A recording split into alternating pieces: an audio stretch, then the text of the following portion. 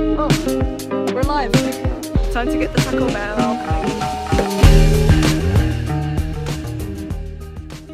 Hey, what's up guys, it is me, Sparxxyy, and welcome back to another Life is Strange video.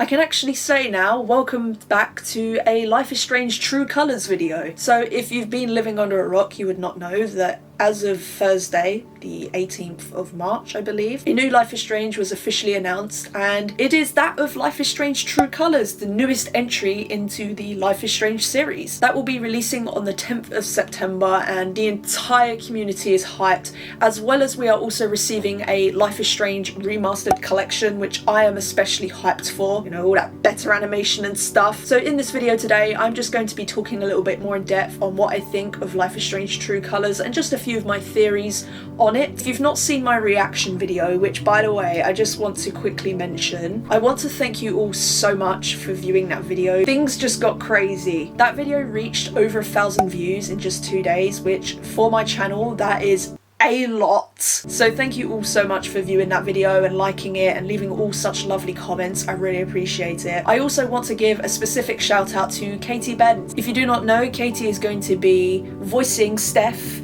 in Life is Strange True Colours, and she was also in Life is Strange Before the Storm. She also reacted to my reaction video. It was like reactionception. She reacted to my video on her live stream and left such a lovely comment, and the things she was saying, I saw it and I literally freaked out. I was like, as if. It just made me feel so good, the things she said and everything you guys have been saying, and the people that she's brought onto my channel, and people who are saying that they've found my videos due to Katie. Thank you all so much, and thank you to Katie for taking the time to react to my video and being so nice. I really do appreciate it. I absolutely loved Steph in Before the Storm, and I definitely believed that she deserved a lot more attention in Before the Storm and more screen time. Definitely a very underrated character. So I'm so happy that she's finally getting her well-deserved screen time, and I just know that Katie Benz is gonna absolutely smash this performance. I know, just know it. So yeah, shout out to Katie, and she also subscribed to my channel. That's absolutely crazy, so thank you so much. Back onto the reaction video. If you've not watched it all the way through, you will not know that I haven't actually seen the full conference. I actually missed the conference because I was busy at the time of it being live, so on my video I only reacted to the trailers. Unfortunately I didn't react to anything else, so I was misinformed on a lot of things. So if you do not know, Life is Strange True Colours is going to be the first Life is Strange game that will not be released in episodes, thank God. It is going to be released all in one. Not that I had an issue with the episodic system in like the previous Life is Strange games, but the episode times like in between for Life is Strange 2 were actually brutal. They were something else. I know they were just trying to work hard and making sure the episode was good, but it was long. So I'm glad that, you know, this is going to be just an all-in-one, so you can binge it or you can take your time with it, you can do what you want with it, and I just absolutely love that, and I'm so glad that that's a new feature. I think it will draw in a lot more people rather than it being like episodic, because there are a lot of people, I'm one of them. I personally never experienced it with Life is Strange in particular, but I lose interest in things very, very easily. So I think that long episode waiting time can affect a lot of people and them just kind of lose interest. So maybe Square Enix kind of sensed that and decided it was a better call just to go with the full game. I also said in my video about how the power and how it kind of confused me, and I wasn't too sure how they were going to go about it, but now that I've watched this full conference and it goes in a bit more detail about the power, and I understand it a lot more now than I did before. I still am a little bit confused on how they're going to go about it, but I'm not really doubting it. I'm not sitting there like doubting that they'd make a good job of it. I know they would. I'm just really intrigued to see how they go about it. So if you do not know, the power is emotions and being able to sense emotions and sense those auras. That's Alex's new power.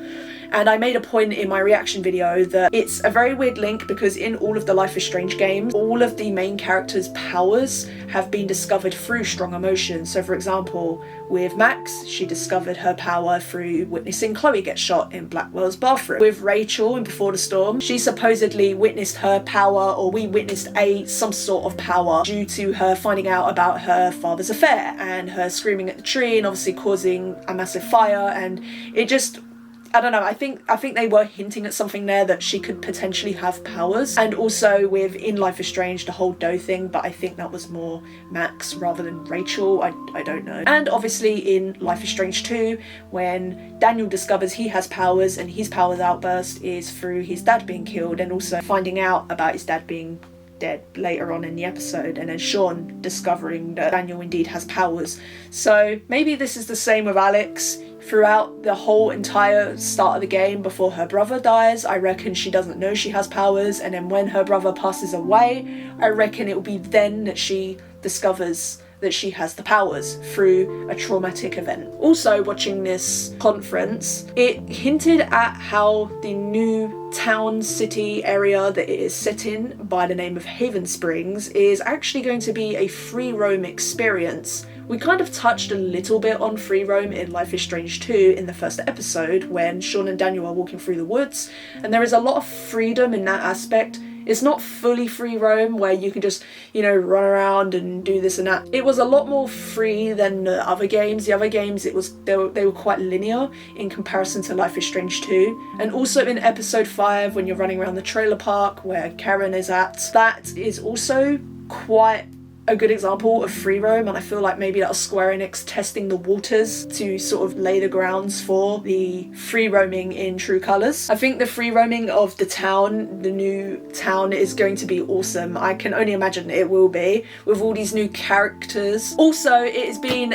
confirmed by developers themselves that you can romance Steph. I was right in that regard. That was, I'm hand on heart, I did not know that for certain. That was genuinely a prediction from me when I first watched that trailer without seeing the conference, and I said, I bet Steph is romanceable, and she is. So for those of you who do not know the synopsis of the story, what it is Alex is trying to figure out what actually happened to her brother, because he unfortunately passes away in an accident, and they believe there is more to it than what meets the eye. Therefore, they are investigating that and seeing how authentic that actually is and what actually happened, because it seems the circumstances of his death are very vague from what I can gather from the trailer and from what they said in the conference. So Alex will be using her power to figure that out and to see what actually happened, kind of like with Max with Life is Strange 1, which brings me on to my next point, that Life is Strange True Colors seriously gives me some Life is Strange 1 vibes, just from figuring out the mystery of a death of a person.